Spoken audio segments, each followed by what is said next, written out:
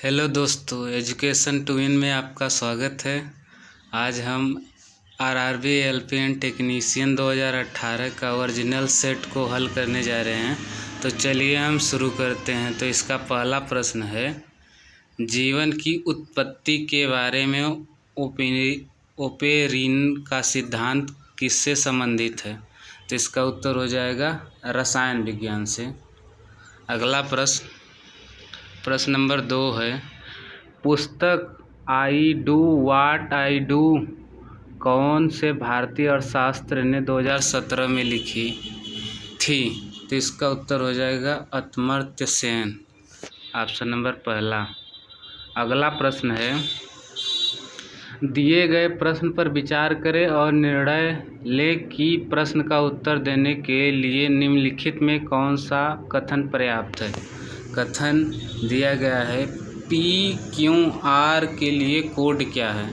तो कथन 1 या कथन 2 किससे निकाला जा सकता है? तो कथन 1 से भी निकाला जा सकता है, क्योंकि कथन 1 में दिया गया है A से D, तीसरा आगे, फिर B से E, तीसरा आगे, फिर C से F, तीसरा आगे। उसी प्रकार B से C है, तीसरा आगे। उसी प्रकार कथन 2 में है L से O, 3 आगे, M से दूसरा आगे P और N से दूसरा आगे Q। उसी प्रकार हम कह सकते हैं कथन 1 और कथन 2 दोनों से उत्तर निकाला जा सकता है। तो इसका उत्तर है ऑप्शन नंबर 4।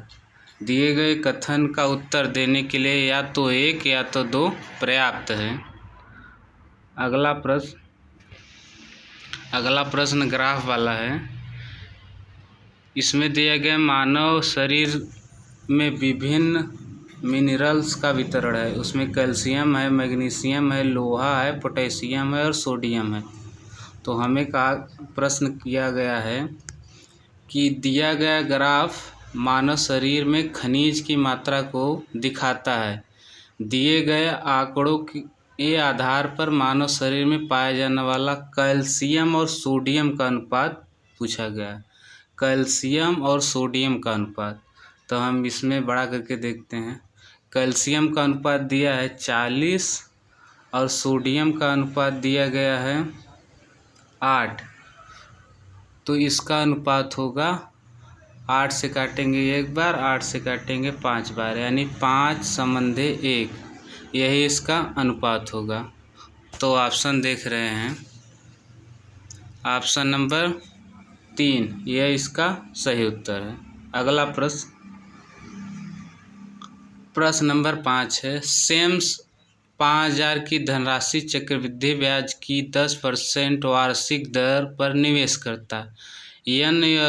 n वर्षों के बाद सेम्स को 1655 रुपये प्राप्त होते हैं। तो n का मान ज्ञात कीजिए।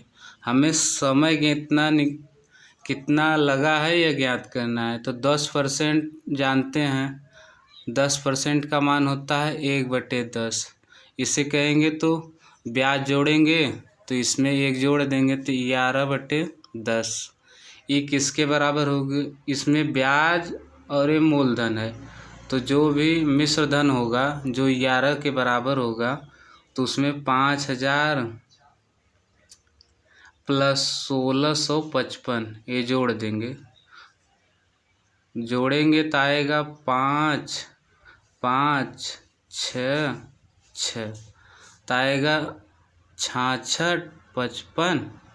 ये मिश्र धन हो गया और नीचे दिया गया है मूलधन। मूलधन को लिखते हैं, इसे काटेंगे आएगा नीचे 1000 और इसे काटेंगे तो आएगा 1331। यह 11 का 3 गुना है और यह 10 का 3 गुना है। यानी अगर हम इसका घनमूल निकाल देंगे 1000 का तो आएगा 11/10। यानी जो समय दिया गया है वह 3 वर्षों का दिया गया है। यानी उत्तर होगा ऑप्शन नंबर 2, 3 वर्ष। अगला प्रश्न नंबर 6, प्रजातियों की व्यक्तिगत संख्या को बनाए रखने और उनके विलोपन को रोकने के लिए के लिए निम्नलिखित में से कौन सा आवश्यक है? तो इसका उत्तर है प्रजनन, रिप्रोडक्शन। यह जरूरी है कि उनकी स्थिति को बनाए रखने के लिए यह प्रजनन जरूरी है। अगला प्रश्न, जब सोडियम क्लोराइड को पानी के घोल के मध्य में बिजली पारित होती है तो कौन सा उत्पाद बनता है? तो इसका उत्तर है सोडियम हाइड्रोक्साइड, यही उत्पाद बनता है। अगला प्रश्न, प्रश्न नंबर 8, 20 न्यूटन का एक बल एक वस्तु को 2 मीटर विस्थापित कर देता है और 20 जूल कार्य करता है। बल और विस्थापन के बीच कोण ज्ञात कीजिए। तो फार्मूला होता है W बराबर F(s) cos थीटा। हमें जूल जो कि 20 दिया गया है, W का मान, F का मान दिया है 20 न्यूटन और S विस्थापन दिया है 2 मीटर। हमें cos थीटा का मान ज्ञात करना है। इसे हम काटेंगे, 20 से 20 कट जाएगा, 2 इस पार लेंगे तो 1/2 बराबर cos थीटा। तो जानते हैं cos 60 का मान 1/2 होता है। cos 60 का मान 1/2 होता है और इसका मान दिया गया है 1/2, यानी इसका उत्तर हो जाएगा option number D, cos 60 theta. अगला प्रश्न, 2 व्यक्तियों ए और बी की आयु में 16 वर्ष का अंतर है। 6 वर्ष पहले बड़े व्यक्ति की आयु छोटे व्यक्ति की आयु की 3 गुनी थी। ए और बी में से कम आयु वाले व्यक्ति की आयु कितनी है? तो हमें दिया गया है बड़े व्यक्ति की आयु छोटे व्यक्ति की आयु की 3 गुनी है। तो बड़े वाला जो होगा वो छोटे से 3 गुना बड़ा होगा। इसका अंतर 2 दिया है, लेकिन इसका अंतर 16 वर्ष दिया गया है। ए और बी का अंतर हमने अनुपात से 2 निकाला, दिया गया है 16। इसको काटेंगे आएगा 8। तो 8 से इसमें गुणा करेंगे तो आएगा 24 और 8 से 1 में गुणा करेंगे तो आएगा 8। यह 6 वर्ष पहले की आयु है, बड़े का 24 है, छोटे का 8 वर्ष है। हमें वर्तमान आयु ज्ञात करनी, तो इसमें 6 जोड़ेंगे, बड़े का 30 हो जाएगा और छोटे में 6 जोड़ेंगे तो इसका 14 हो जाएगा। हमें पूछा है छोटे की आयु कितनी है, तो इसका होगा उत्तर नंबर 4, 14 वर्ष। अगला प्रश्न जो दिया गया है इसका उत्तर आप हमें कमेंट बॉक्स में इसका उत्तर दीजिए। इसका हल नहीं हो पा रहा है तो हम सबसे लास्ट में इसको भी हल कर देंगे। इसका ऑप्शन भी देख लीजिए, 8 सेंटीमीटर, 6 सेंटीमीटर, 7 सेंटीमीटर और 9 सेंटीमीटर। अगला प्रश्न है, एक वॉशिंग मशीन का विक्रय मूल्य इसके क्रय मूल्य का 1/3 है। लाभ प्रतिशत ज्ञात कीजिए। तो हमें दिया है विक्रय मूल्य दिया है, क्रय मूल्य के 1/3 को हम 4/3 भी लिख सकते हैं। तो ये होगा क्रय मूल्य का 4/3। तो हम निकालेंगे विक्रय मूल्य और इस क्रय मूल्य को इधर नीचे ले आएंगे तो क्रय मूल्य हो जाएगा नीचे, बराबर होगा 4/3। यानी कोई वस्तु 3 रुपये में खरीदा गया है, उसे 4 रुपये में बेचा गया। तो हमें लाभ ज्ञात करना है, तो 1 रुपये की लाभ हुआ। क्रय मूल्य पर हमेशा लाभ होता है, परसेंटेज के लिए 100। इसे हल करेंगे तो आएगा 33 सही 1/3, यानी इसका उत्तर हो जाएगा ऑप्शन नंबर 4, 33 सही 1/3 परसेंटेज। अगला प्रश्न है, 2017 में सचिन तेंदुलकर द्वारा लोकार्पित किए गए नए एंड्रॉयड ऐप का नाम क्या है? तो इसका है उत्तर 100 MB। यह पुराना करंट है, आप लोगों को नया करंट को याद करना होगा। अगला प्रश्न है, बर्फ पानी पर तैरती है क्योंकि इसका घनत्व पानी से कम होता है। यही इसका उत्तर है। जो बर्फ का घनत्व है वो पानी के घनत्व से कम होता है, इसलिए बर्फ पानी पर तैरती रहती है। अगला प्रश्न है, दो भिन्नों का योग 3/4 है। यदि उनमें से एक 2/3 हो तो अन्य भिन्न कितनी होगी? तो हमें दोनों भिन्नों का योग दिया है 3/4। इसमें से अगर हम एक भिन्न घटा दें 2/3 तो हमें दूसरा भिन्न ज्ञात हो जाएगा। तो इसका हम घटाएंगे तो इसका हम एलसीएम लेंगे, 4 और 3 का एलसीएम लेंगे 12। 4 का इसमें गुणा भाग देंगे और ऊपर गुणा करेंगे। 4 में इसमें भाग देंगे 3 आएगा, 3 के इसमें गुणा करेंगे 9 आएगा। इसी प्रकार 3 का इसमें भाग देंगे और ऊपर गुणा करेंगे तो 3 में इसमें भाग देंगे आएगा 4, 4 का ऊपर गुणा करेंगे 8 और बीच में माइनस का चिन्ह। तो 8 9 में से 8 घटाएंगे तो आएगा 1/12। यही इसका उत्तर है, ऑप्शन नंबर 1। अगला प्रश्न नंबर 15, रघु का टैंकर एक जलाशय को 4 घंटे में भर सकता है। जलाशय आधा भरने के बाद इसी तरह के 3 टैंकर खोल दिए जाएं तो जलाशय को पूर्ण भरने में कुल कितना समय लगेगा? मान ले जलाशय 4 घंटे में भर रहा है तो उसे हम मान ले रहे हैं 4 लीटर है और टंकी की क्षमता 4 लीटर है तो 1 घंटे में 1 लीटर भरेगा तो 4 घंटे में 4 लीटर भर देगा।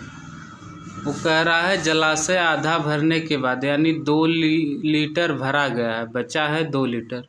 इसे 2 लीटर भरने के लिए इसी तरह के 3 टैंकर और खोल दिए जाते हैं।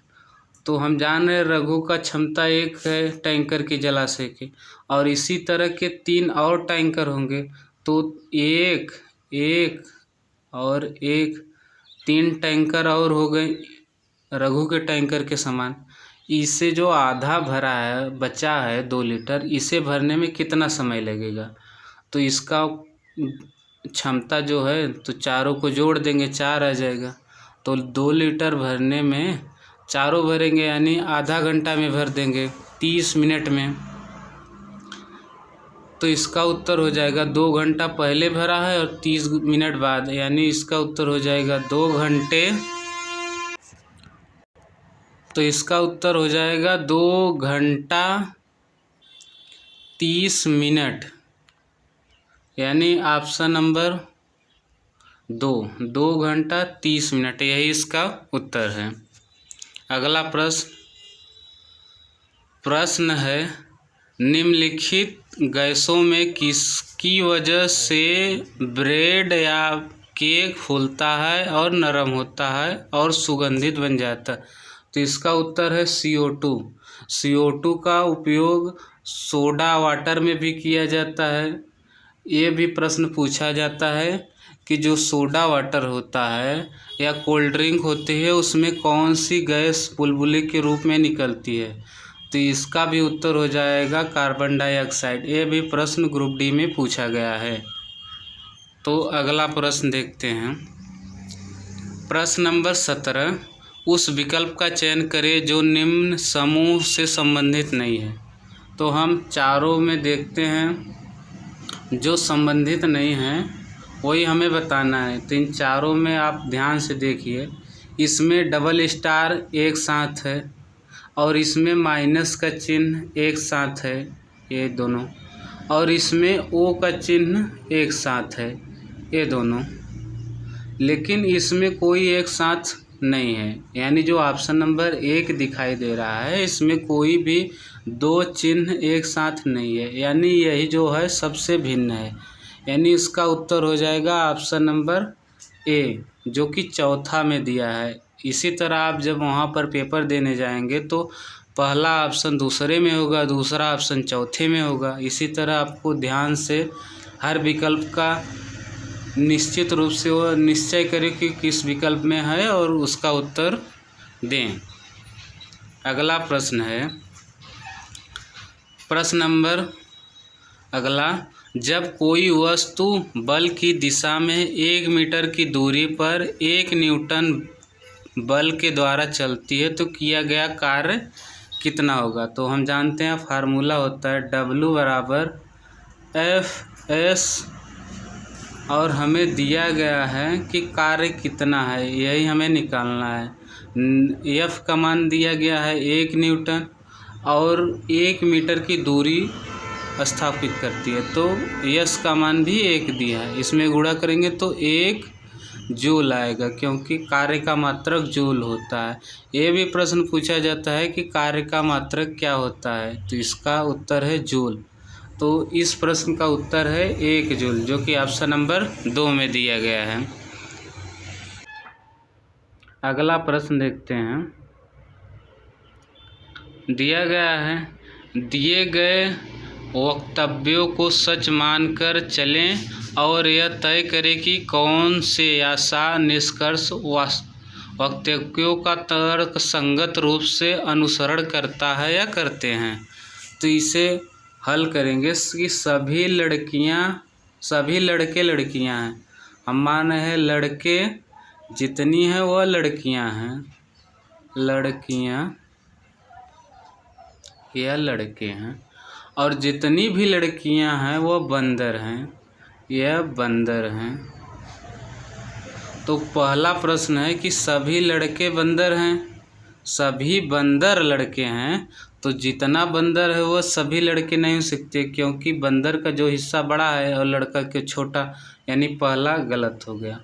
और दूसरा है सभी लड़के बंदर हैं, जितना भी लड़के हैं वह सब बंदर के अंदर आ रहे हैं, यानी दूसरा सही है। तो इसका उत्तर होगा केवल कथन 2, जो कि ऑप्शन नंबर 3 में दिया गया है। केवल निष्कर्ष 2 अनुसरण करता है। तो अगला प्रश्न देखते हैं। प्रश्न नंबर 20 है, समापन रेखा को पार करने के बाद भी एक धावक भागना जारी रखता है, क्यों। तो इसका उत्तर है गति का जड़त्व। जड़त्व जो है वह 2 प्रकार का होता है, एक गति का जड़त्व होता है, एक विराम का जड़त्व होता है। जो गति का जड़त्व है वो कहता है कि जब कोई वस्तु गति में है तो वह गति में ही रहेगी जब तक कि उस पर कोई बाह्य बल न आरोपित हो। जबकि विराम का गति कहता है कोई भी वस्तु विराम में रहेगी जब तक कि उस पर कोई बाह्य बल का अनुभव ना करे। तो जो गति है वह 2 प्रकार की होती है, और इसमें जो कह रहा है धावक भागना जारी रखता है, क्योंकि उसमें गति का जड़त्व है और वह उसे आगे बढ़ाए रखती है। तो इसका उत्तर है गति की जड़ता उसे आगे बढ़ाती है। अगला प्रश्न, ये प्रश्न है करंट अफेयर 2016 का। आप लोगों को नया करंट अफेयर पढ़ने की ज़रूरत है। तो प्रश्न है, लंदन में आयोजित चैंपियन ट्रॉफी पुरुष हॉकी टूर्नामेंट 2016 के फाइनल में भारत को हराकर कौन सा देश विजयी बना था। तो इसका उत्तर है ऑप्शन नंबर 3, ऑस्ट्रेलिया। अगला प्रश्न नंबर 22, आधुनिक आवर्त सारणी में एक टेढ़ी मेढ़ी रेखा किसे अलग करती है। जो आवर्त सारणी आप देखेंगे तो इसमें एक बीचों बीच टेढ़ी मेढ़ी रेखा होती है जिसमें उपधातु होते हैं, उपधातु भरे होते हैं। ये भी प्रश्न पूछते हैं कि जो आवर्त सारणी में टेढ़ी मेढ़ी रेखा होती है उसमें कौन से धातु होते हैं, उसमें उपधातु होते हैं। ये भी प्रश्न पूछा जाता है, लेकिन इस प्रश्न में पूछा गया आधुनिक आवर्त सारणी में एक टेढ़ी मेढ़ी रेखा किससे अलग करती है? तो इसमें इस तरफ धातु होते हैं और टेढ़ी मेढ़ी की रेखा के इधर अधातु होते हैं। तो हमारा प्रश्न का उत्तर है कि जो धातु को अधातु से अलग करते हैं वो बीच में जो टेढ़ी मेढ़ी रेखा है वही है। तो इसका उत्तर हो जाएगा धातु को अधातु से अलग करते हैं। अगला प्रश्न है कि 5/8 और 8/5 का योग किसके बराबर है? तो इसका हम योग करते हैं 5/8 प्लस 8/5, इसका एलसीएम लेंगे। 5 और 8 का एलसीएम 40 होगा। इसका इसमें भाग देंगे और ऊपर गुणा करेंगे। तो इसका भाग देंगे 5 बार और 5 के ऊपर गुणा करेंगे 25। 5 का इसमें भाग देंगे 8 का ऊपर गुणा करेंगे, यहाँ आएगा 64। इसे जोड़ेंगे आएगा 89/40। यही इसका उत्तर है जो कि ऑप्शन नंबर 2 में दिया गया है। यानी इसका ऑप्शन नंबर 2 सही उत्तर है। अगला प्रश्न है कि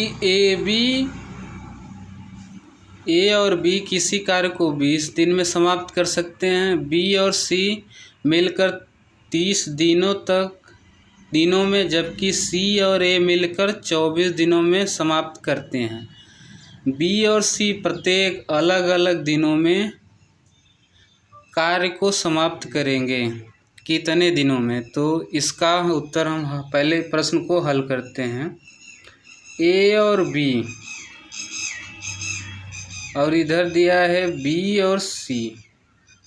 सी और ए, जो ए बी कार्य करता है वो 20 दिन में, बी सी 30 दिन में, सी ए 24 दिन में। इसका एलसीएम लेंगे तो आएगा 120। 20, 30 और 24 का एलसीएम होता है 120। इससे भाग देंगे तो 6 बार, 30 से भाग देंगे तो 4 बार, 24 से भाग देंगे तो 5 बार। हमें मालूम है ए बी 6 दिन में काम करता है, बी सी 4 दिन में काम करता है, ए सी 5 दिन में काम करता है। तो ए प्लस बी और प्लस सी मिलकर कितने दिन में काम करेंगे? तो जो ए है 5,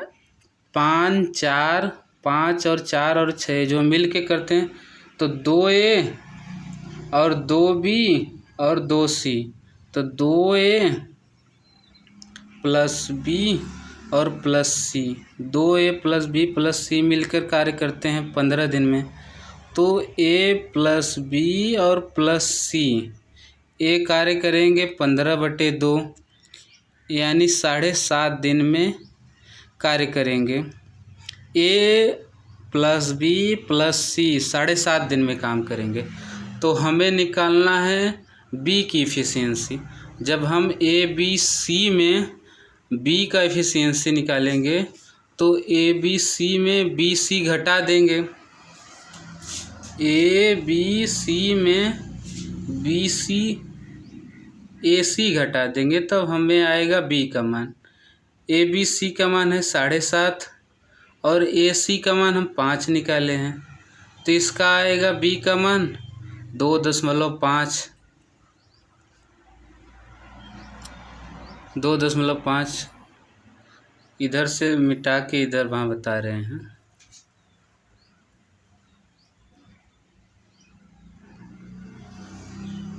बी का मान था 2.5 और हमें ए बी और सी, इसमें हम ए बी घटाएंगे तो ए बी का मान था 4, 6, ए बी का मान था 6, ए बी घटाएंगे तो इसका मान था 6 और ए बी सी इसका मान था 7.5 में हम 6 घटाएंगे तो आएगा 1.5। यह सी की एफिशिएंसी है।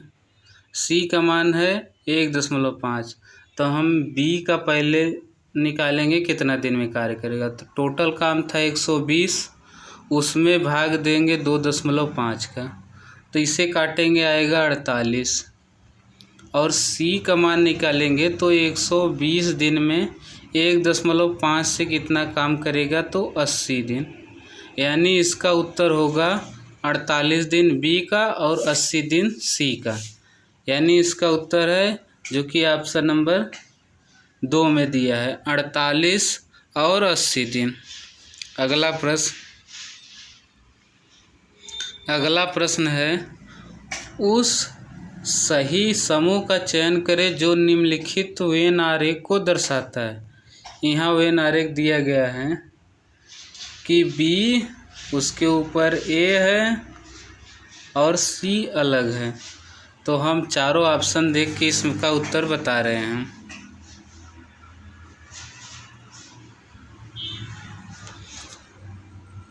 अगर ऑप्शन नंबर 3 देखें कि मांस खाने वाले के अंदर जो आएगा वह बाघ आएगा, इसके हम बाघ मान ले रहे हैं। और यह मांस खाने वाला, और जो सबसे अलग है इसे हम गाय मान ले जो शाकाहारी है। तो जो ऑप्शन नंबर 3 देख रहे हैं कि मांस खाने वाला जानवर और बाघ और गाय, तो जो बाघ है वो मांस खाने वाले के अंदर आ जाएगा, जबकि गाय जो शाकाहारी है वो सबसे अलग हो जाएगी। तो ये जो दिया गया है आकृति वेन आरेख, ये ऑप्शन नंबर 3 पे सूटेबल है, इसीलिए इसका उत्तर हो जाएगा मांस खाने वाला जानवर बाघ और गाय। अगला प्रश्न,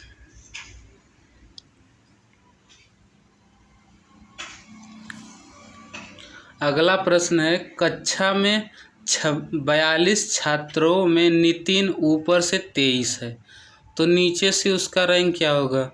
तो हम जानते हैं कि जो ऊपर 42 टोटल छात्र में ऊपर से 23 घटा देने पर प्लस 1 जोड़ देने पर नीचे से रैंक आएगा। तो इसे घटाएंगे, 12 में से 3 गया 9, यहाँ 3 में से 1 गया 19, इसमें 1 जोड़ देंगे यानी 20, तो नीचे से जो रैंक होगा वो 20वां रैंक होगा। अगला प्रश्न नंबर 27, ध्वनि की दृढ़ता को दोहरा प्रतिबिंब का परिणाम होती है, इसे क्या कहते हैं। तो इसे हम प्रतिध्वनि कहते हैं। जैसे कोई दीवार है, जब यहाँ से हम कोई आवाज़ निकालते हैं तो यह दीवार से टकराता है, फिर इधर आता है, फिर दीवार से टकराता है, फिर इधर आता है। तो ये जो दोहरा हमें सुनाई देता है वही प्रतिध्वनि कहलाती है। यानी इसका उत्तर हो जाएगा प्रतिध्वनि। यही हमसे प्रश्न पूछा गया है कि दोहरा प्रतिबिंब सुनने का परिणाम, तो इसको प्रतिध्वनि कहते हैं। अगला प्रश्न है, मान ले कि निम्न चित्रों में से प्रत्येक में संख्याएं एक समान पैटर्न का अनुसरण करती है। उस विकल्प का चयन करें जो चित्र सी में दिए गए प्रश्न चिन्ह को बदल सकता है। तो थोड़ा बड़ा करके हम इसे देखते हैं। तो ए दिया गया है ए, बी और सी। तो ए में देखेंगे हम 84 लिखते हैं, उसमें 12 का भाग देंगे, आएगा 7। 7 का 2 से गुणा करेंगे आएगा 14, जो कि यहाँ देगा 12 से 84 में भाग देंगे, उसमें 2 गुणा करेंगे आएगा 14। उसी प्रकार हम 9 से 81 में भाग देंगे, तो 81 में भाग देंगे 9 से, आएगा 9, इसमें 2 का गुणा करेंगे आएगा 18, जो कि यहाँ दिया गया है। उसी प्रकार हम 88 में भाग देंगे 11 का, आएगा 8, इसमें 2 का गुणा करेंगे आएगा 16, जो कि यही उत्तर है, जो कि ऑप्शन नंबर 3 में दिया गया है 16, यही इसका उत्तर है। अगला प्रश्न है, निम्न में से कौन सा आवर्ती दशमलव प्रदान करता है जो कि क्यू बाई आर मान ले रहे हैं, ए बराबर 0 के नहीं आएगा, यानी इसकी लगातार संख्या बढ़ती रहती है, वही आवर्ती दशमलव कहलाता है। जैसे हम देखेंगे ऑप्शन नंबर पहला 21/90, इसे अगर हम काटेंगे, जैसे 3 से काटेंगे 7 बार, 3 से काटेंगे 30 बार, अगर हम इसे भाग देंगे तो दशमलव लिखेंगे, भाग दे के दिखा रहे हैं, 7 में भाग देंगे 30 का तो आएगा, दशमलव लिखेंगे, यहाँ 0 बढ़ाएंगे, एक बार जाएगा आएगा 30, फिर आएगा 10, फिर इसमें 0 बढ़ा देंगे क्योंकि दशमलव लिए हैं, फिर जाएगा 3 बार, फिर आएगा 90, फिर आएगा 10, और यह संख्या लगातार 3 3 3 3 बढ़ती रहेगी, लेकिन कटेगी नहीं। जो लगातार संख्या बढ़ती रहती है और कटेगी नहीं उसे आवर्ती दशमलव कहते हैं, जो कि इसका उत्तर ऑप्शन नंबर 1 ही है। आप इसे हल करके देख सकते हैं। अगला प्रश्न है, भारतीय मूल के एक अंग्रेज गुरविंदर चड्ढा को 2017 के लिए सिख जुबेल पुरस्कार से सम्मानित किया गया है। गुरविंदर किस क्षेत्र में प्रसिद्ध हैं?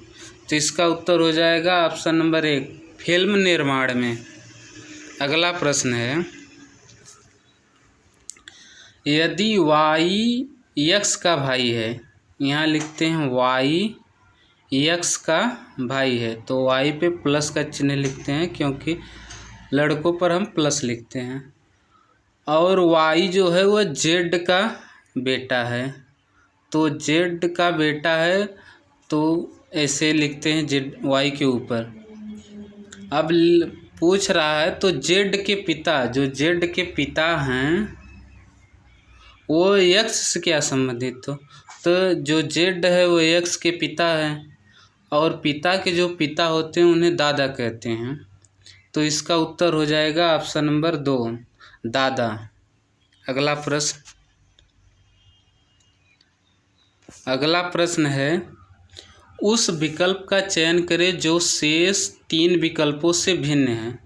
तो हम देखेंगे W के बाद x के बाद y के बाद z, उसी प्रकार L से देखेंगे L के बाद M के बाद N के बाद O, और उसी प्रकार चौथा हम देखेंगे F के बाद G के बाद H के बाद I, जबकि ऑप्शन नंबर 3 में ऐसा नहीं दिएगा, इसमें सीधा सीधा दिएगा MNOP, जो सीधा सीधा दिया गया है, इसीलिए इसका उत्तर ऑप्शन नंबर 3 है क्योंकि यह सबसे अलग है।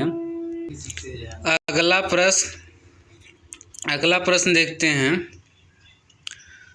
दिए गए प्रश्न पर विचार करें और निर्णय लें कि प्रश्न का उत्तर देने के लिए निम्नलिखित में कौन सा कथन पर्याप्त है। तो इसका आप थोड़ा छोटा करके इसे देखते हैं।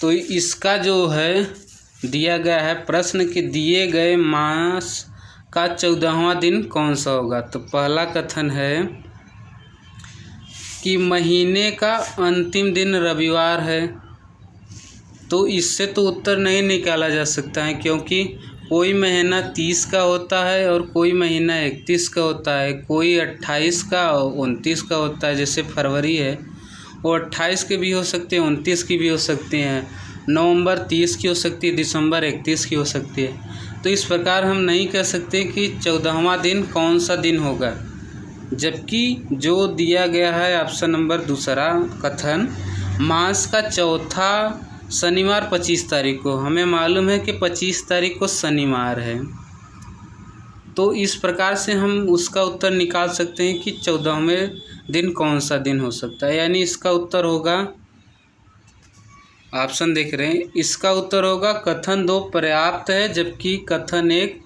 अपर्याप्त है। अगला प्रश्न है, यदि संख्या x 3 4 5 1 3 से विभाजित है तो x एक अंक है, तो x के सभी संभव मानों का योग क्या होगा।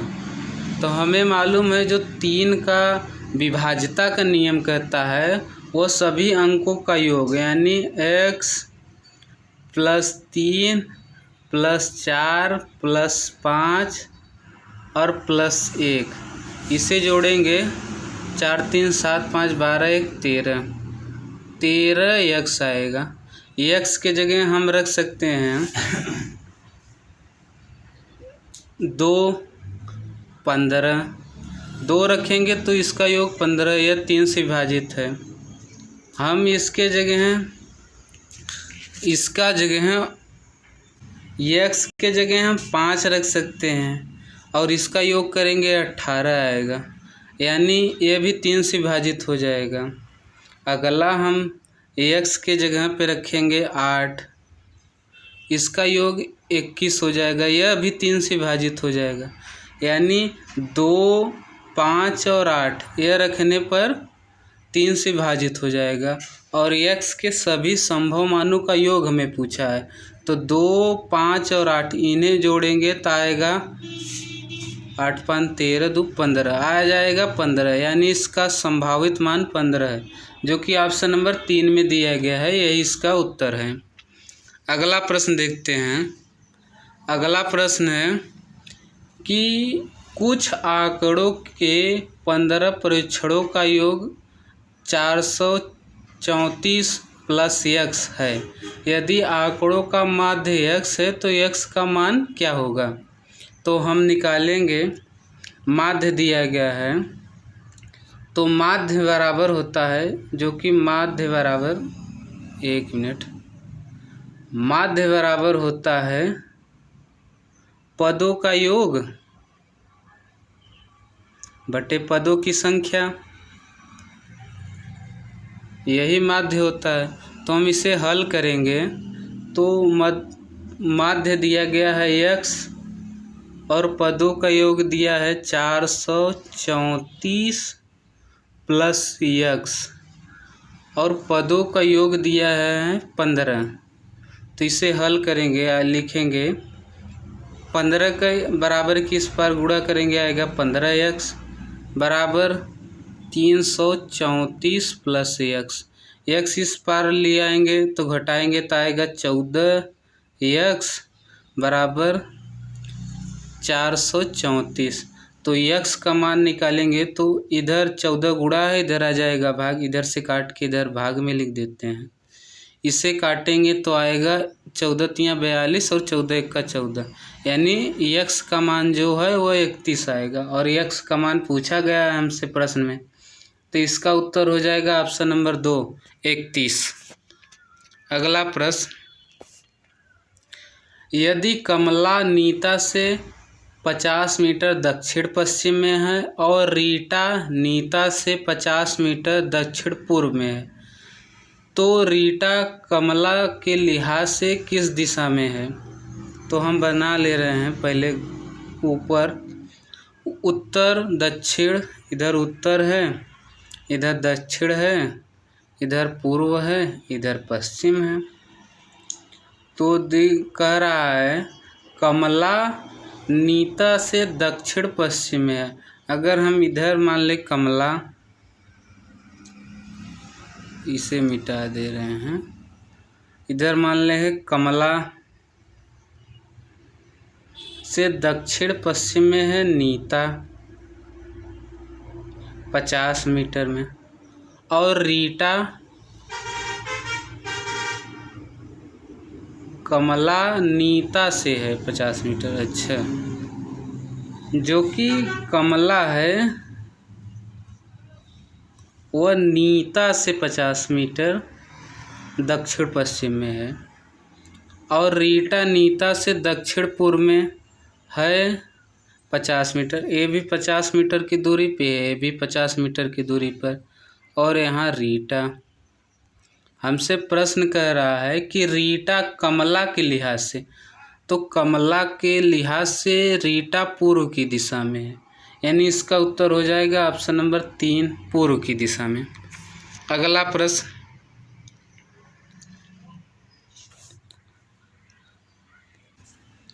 अगला प्रश्न है, यदि 10 ओम के एक प्रतिरोध में 1.5 एम्पीयर की विद्युत धारा बनी रहती है तो 1 मिनट में निष्कासित ऊर्जा की मात्रा कितनी होगी। तो फार्मूला याद है, याद ना हो तो याद कर लिए, H बराबर I²RT, यह फार्मूला है। हमें निष्कासित ऊर्जा यानी H का मान ज्ञात करना है। तो H बराबर लिखेंगे, एम्पियर का मान दिया है 1.5, तो इसे 2 बार लिखेंगे 1.5 गुणे R का मान दिया है 10 ओम और T का मान दिया है 1 मिनट यानी 60 सेकेंड। 1 मिनट जो बराबर होता है वो 60 सेकेंड के बराबर होता है। तो हम इसे हल करेंगे तो यहाँ दशमलव है, इस दशमलव को हटाएंगे तो नीचे 2 जीरो बढ़ा देंगे और ये दोनों जीरो इस दोनों जीरो से कट जाएगा। 15 में 15 का गुणा करेंगे तो आएगा 225।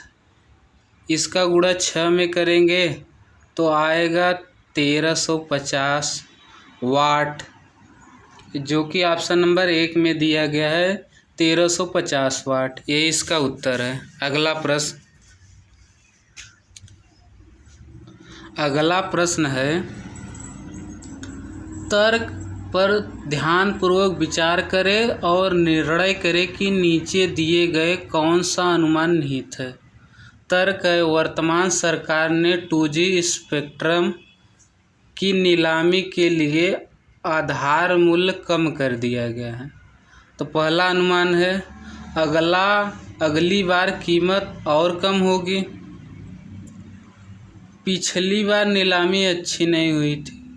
तो दूसरा कथन तो गलत है, क्योंकि इसमें कहा ही नहीं गया है कि पिछली बार नीलामी हुई थी या नहीं हुई थी। ये तो कह रहा है कि वर्तमान सरकार ने 2G स्पेक्ट्रम के लिए मूल्य कम कर दिया है। तो हो सकता है अगली बार भी कम कीमत हो सकती है। तो अनुमान तो यह लगाया जा सकता है कि अभी कम हुआ तो अगली बार भी कम हो सकता है, यानी इसका नहीं, ये गलत है, क्योंकि अनुमान जो कह रहा है कि अगली बार इसकी कीमत कम होगी ये तो कहा नहीं जा सकता, लेकिन यह कहा जा सकता है कि पिछली बार नीलामी अच्छी नहीं हुई थी, यानी इसका उत्तर हो जाएगा ऑप्शन नंबर 2, क्योंकि पिछली बार नीलामी अच्छी नहीं हुई थी इसलिए इस बार कम किया है। तो इसका उत्तर हो जाएगा ऑप्शन नंबर 2, जो कि केवल 2 में निहित है। अगला प्रश्न, प्रश्न नंबर 39, दिए गए सवाल को समझिए और तय कीजिए कि उस सवाल का जवाब देने के लिए नीचे का कौन सा कथन पर्याप्त है। तो कथन है, दिया गया है कि क्या सभी प्राकृतिक संख्याएं पूर्णांक है। तो कथन पहला दिया गया है कि 0 सहित सभी प्राकृतिक संख्याएं पूर्णांक कहलाती। तो यह तो सही है, क्योंकि 0 सहित सभी प्राकृतिक संख्याएं पूर्णांक है, इसमें कहा गया है कथन में। अगला दूसरा कथन है, पूर्णांक प्राकृतिक संख्याएं अलग होती हैं, तो इसका तो कोई मान ही नहीं है, यह दूसरा कथन गलत है, केवल पहला कथन इसका सत्य है। तो ऑप्शन नंबर 2 में दिया गया है, सवाल का जवाब देने के लिए नहीं, ऑप्शन नंबर 3 में दिया गया है कि सवाल देने के लिए जवाब एक अकेले पर्याप्त है, जबकि अकेले 2 पर्याप्त नहीं है। अगला प्रश्न, अभिनेता से राजनेता बनने वाले व्यक्ति कौन है जो वर्तमान में अहमदाबाद पूर्व से लोकसभा सदस्य है। तो इसका उत्तर हो जाएगा परेश रावल। अगला प्रश्न, अगला प्रश्न है, एक पंखा 4% की हानि पर 3600 रुपये में बेचा जाता है। यदि इसे 4200 में बेचा जाता तो लाभ या हानि होती।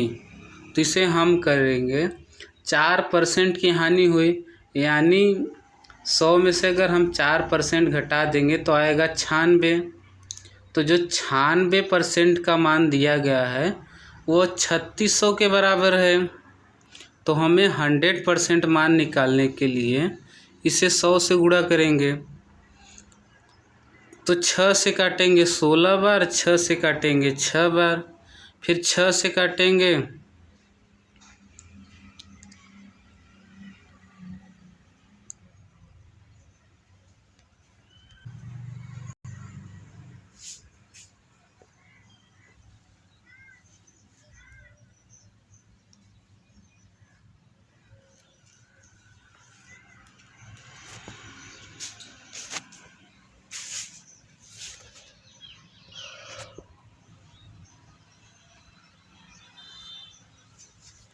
दिए गए विकल्पों में से संबंधित विकल्प का चयन करें।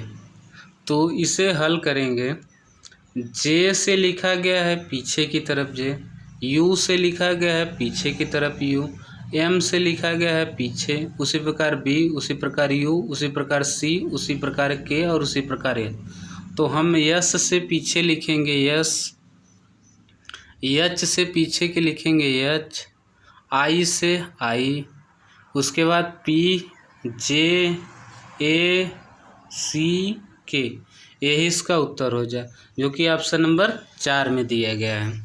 अगला प्रश्न, कार्बन का उपयोग द्वारा अपचयन करके निम्न धातुओं में से किसे प्राप्त नहीं किया जा सकता। तो इसका उत्तर हो जाएगा सोडियम। सोडियम को कार्बन के अपचयन द्वारा प्राप्त नहीं किया जा सकता है।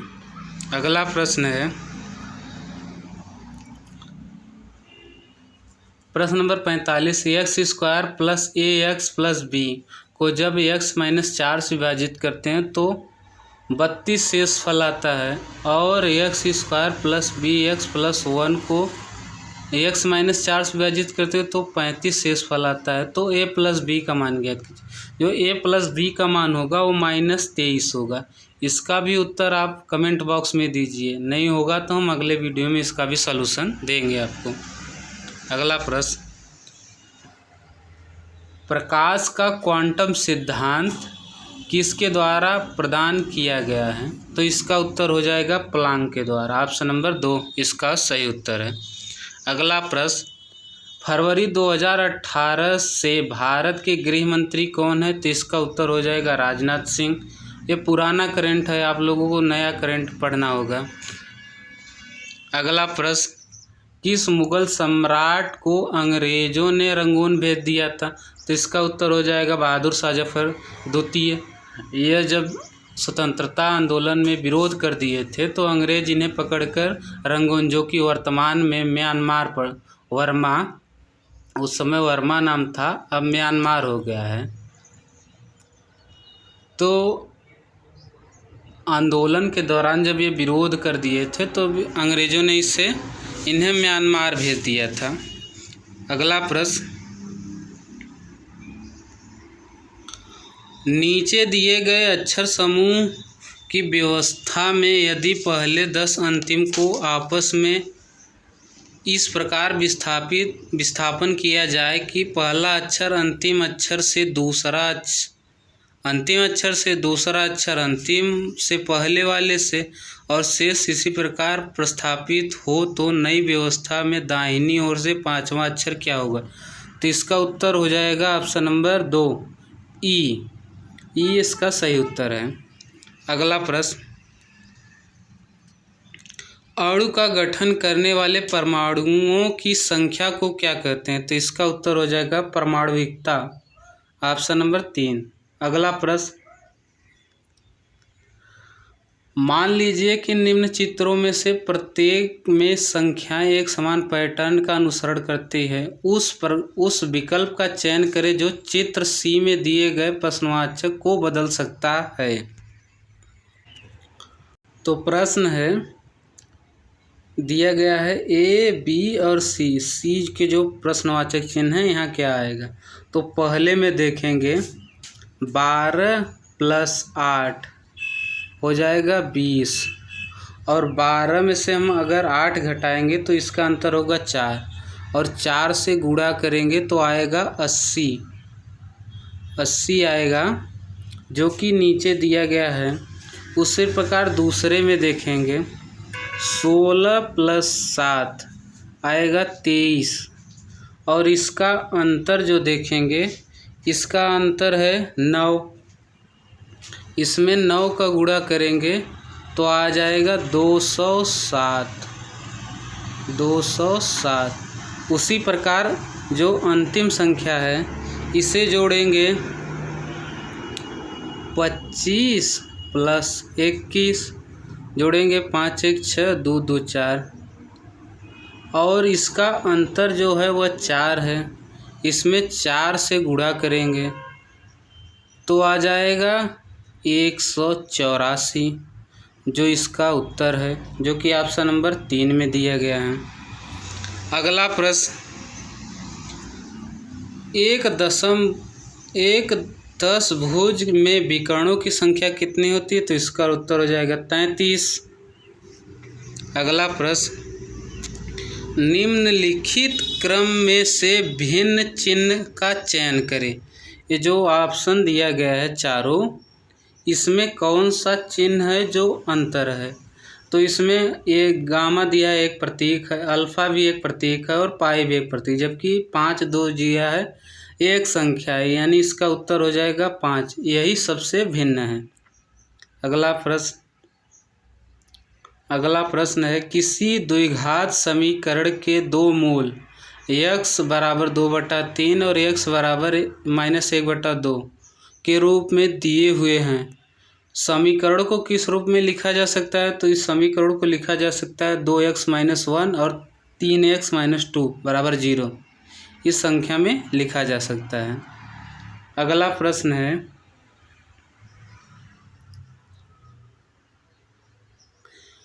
उस विकल्प का चयन करें जो निम्नलिखित आकृति का सही दर्पण प्रतिबिंब है।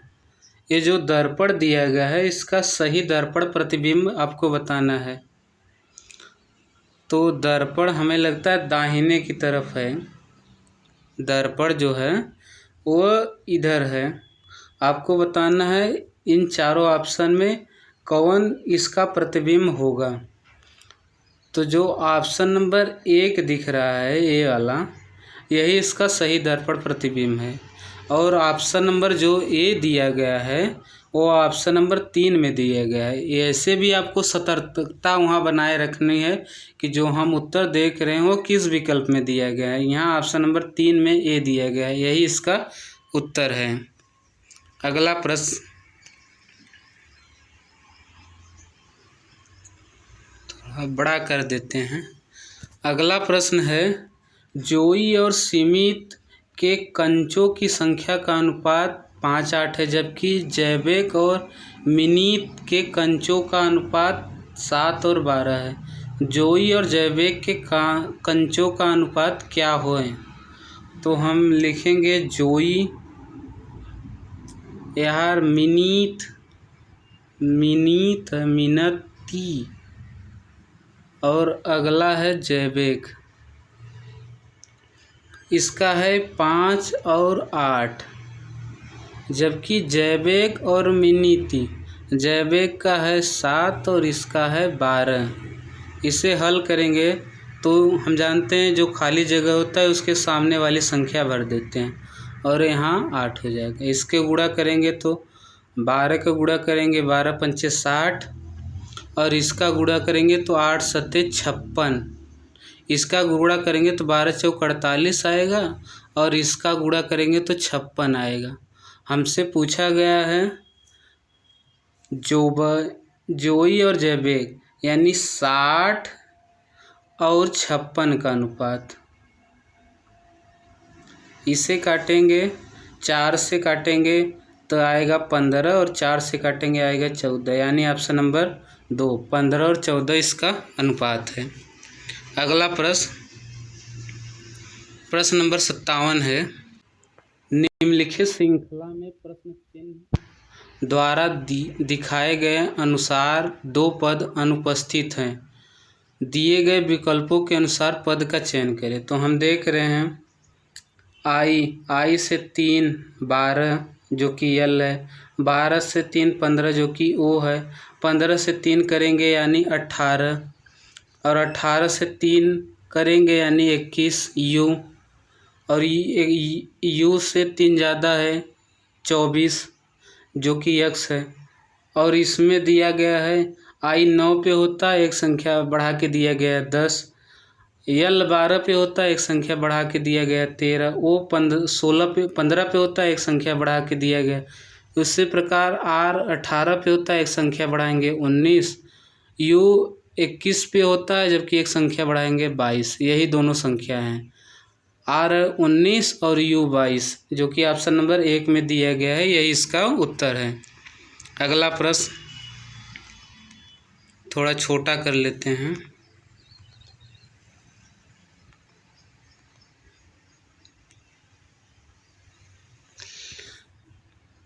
प्रश्न है, निम्नलिखित आंकड़ों से प्रत्येक को केवल एक बार प्रयोग करें ताकि 3 समूह बनाए जा सके। इस तरह से बनाए गए 3 समूह हैं।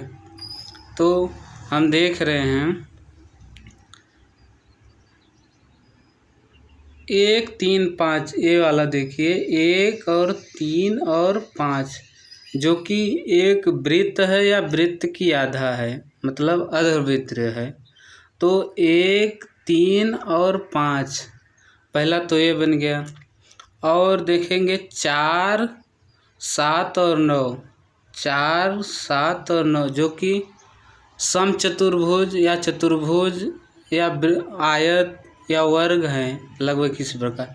और 2 6 और 8, यह तो त्रिभुज है एक प्रकार से, तो यही तीनों बनेंगे। तो 1 3 5 2 6 8 और 4 7 9, जो कि ऑप्शन नंबर 4 में दिया गया है, यही इसका उत्तर है। अगला प्रश्न, मनुष्यों में एक संयोजी ऊतक के उदाहरण को पहचानिए। तो संयोजी जो ऊतक होता है, तो इसका उत्तर है जो संयोजी ऊतक है, संयोजी ऊतक में रक्त भी आता है, संयोजी ऊतक में हड्डी भी आती है। तो जो भी ऑप्शन में दिया गया या तो रक्त या तो हड्डी, यही इसका उत्तर है, क्योंकि ये संयोजी ऊतक होते हैं। ग्रुप डी में पूछा गया था संयोजी ऊतक क्या है, तो उसमें ऑप्शन में रक्त दिया गया था, इस प्रश्न में हड्डी दिया गया है, यानी ऑप्शन नंबर 1 इसका सही उत्तर है। अगला प्रश्न है, दिए गए वर्ण समूह के संबंधित युग्म में लुप्त पद का पता लगाएं। तो ये जो दिया गया है यह किस प्रकार बना है, इसी प्रकार यह किस प्रकार बनेगा, तो इसका उत्तर होगा ऑप्शन नंबर 4। अगला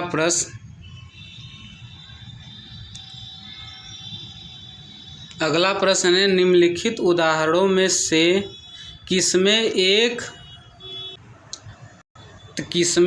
एथलीट का त्वरित वेग अधिकतम होगा। तो इसका उत्तर हो जाएगा ऑप्शन नंबर 1, क्योंकि जो वृत्त में दौड़ रहा व्यक्ति होता है उसका वेग कम नहीं होता, उसका वेग लगातार बढ़ता रहता है। जबकि षष्ठकोणि पर होता है, जैसे मान लीजिए षष्ठकोणि पर, तो यहाँ से जब यह किनारे पर जाएगा तो यहाँ रुकेगा, क्योंकि यहाँ उसे अधिक मुड़ान पड़ेगा और उसकी गति कम हो जाएगी। फिर इस किनारे पर मुड़ेगा, फिर इस किनारे पर, इस प्रकार उसकी गति लगातार कम और ज़्यादा होते रहते। लेकिन जो वृत्त में दौड़ रहा होता है व्यक्ति, उसकी वेग लगातार अधिकतम हुई होती रहती है, इसलिए इसका ऑप्शन नंबर 1 सही उत्तर है। अगला प्रश्न है, दिए गए वक्तव्य को सच मानकर चलें और यह तय करें कि कौन से निष्कर्ष वक्तव्य से तर्कसंगत के रूप में अनुसरण करते हैं। वक्तव्य वक्तव्य है केवल काम करने और कोई मनोरंजन न करने से जैक सुस्त बन गया है। इसका निष्कर्ष है कि काम करना महत्वपूर्ण है। दूसरा है हमें खेल के लिए काम से समझौता करना पड़ेगा। तो जो इसका उत्तर है वो ऑप्शन नंबर 2 निष्कर्ष तो निकल रहा है, क्योंकि कथन में यह कहा गया है कि काम न करने से जैक सुस्त हो गया। वो अगर काम नहीं करेगा तो खेलेगा, यानी काम के साथ समझौता करना पड़ेगा, और जो कि पहला कथन सही नहीं है। तो इसका उत्तर होगा केवल अनुसरण 2 करता है। अगला प्रश्न नंबर 64 है 0.0245 को साधारण भिन्न के रूप में उसके सरल के रूप में कैसे लिखा जाएगा। तो हम जानते हैं 0.0245 इस पर बार लगा है, केवल 4-5 पे लगा है। 0.0245 केवल इस पे बार लगा है। तो हल करने का तरीका है, जिस पर बार लगा होता है उसके नीचे 99 लिखते हैं, और जितनी संख्या है उसे 0 लिखते हैं, और जिस पर बार नहीं लगा होता है वो पहली संख्या से घटा देते हैं। तो हम लिखेंगे 2 4 5 से 2 घटाएंगे और लिखेंगे 9 9 और 2 0। इसे हल करेंगे तो आएगा 243, नीचे 9 9 और 0 0। इसे काटेंगे 9 से और इसे 9 से काटेंगे तो ऊपर आ जाएगा 27, और नीचे 9 1 9 9 1 9 और 00, मतलब 27/1100, जो कि ऑप्शन नंबर 4 में दिख रहा है। ऑप्शन नंबर 4 में 27/1100 यह इसका उत्तर है। अगला प्रश्न है एक ट्रेन ने 140 मीटर लंबे प्लेटफॉर्म को 15 सेकेंड में और 180 मीटर लंबे प्लेटफॉर्म को 17 सेकेंड में पार कर लिया, तो ट्रेन की रफ्तार ज्ञात कीजिए। तो हम जान रहे हैं कि 140 और 180 दोनों प्लेटफॉर्म ही है, तो जो पार करेगा वो 40 मीटर की दूरी, और सेकेंड का अंतर है 2 मीटर। इसे काटेंगे तो 20 मीटर पर सेकेंड उसकी चाल है। इसे अगर हम घंटा में बदलेंगे तो 20 18/5, इसे काटेंगे 4 बार, 18 को गुणा करेंगे 72 किलोमीटर प्रति घंटा, यानी इसका उत्तर हो जाएगा ऑप्शन नंबर 4 72 किलोमीटर प्रति घंटा। अगला प्रश्न फाइटो हार्मोन क्या है। तो इसका उत्तर हो जाएगा ऑप्शन नंबर सी प्रकाश संश्लेषण के लिए इस्तेमाल किए जाने वाला पदार्थ। अगला प्रश्न है प्रश्न नंबर 67 एक हॉर्स पावर किसके बराबर होता है। तो इसका उत्तर है 746 वाट। अगला प्रश्न 256 के कितने गुणनखंड पूर्ण वर्ग होंगे। तो इसका उत्तर हो जाएगा 5। अगला प्रश्न दिए गए भारतीय परमाणु वैज्ञानिकों में से भारत के परमाणु ऊर्जा आयोग के वर्तमान अध्यक्ष कौन है। तो यह करंट है पुराना वाला, उसके समय शेखर बसु थे, लेकिन अब नहीं है, अब तो नए बन गए हैं। अगला प्रश्न है निम्नलिखित चित्र की रचना के लिए आवश्यक न्यूनतम सीधी रेखा क्या है। तो इसका उत्तर बताने से पहले इसको गिन भी लेते हैं, फिगर थोड़ा बड़ा करेंगे। तो पहला गिनेंगे 1 2 3 4 5, 5 ठे संख्या होंगे। 1 2 3 5 + 3, और एक गिनेंगे ए वाला 1, एक गिनेंगे ए वाला 2 3 और ये 4, और बचा क्या है बचा है ए बड़ा वाला 1 2 प्लस 2 5 3 8 4 12 2 14। एक संख्या और बचा है, फिर से गिन लेते हैं। 4 ये हो गया, 1 2 संख्याएं हो गए, और 1 2 3 और 4 4 2 6 हो गए। 1 2 3 4 5 5 ये हो गए। 1 2 3 और 4 4 ये हो गए। 1 2 3 3 ये हो गए।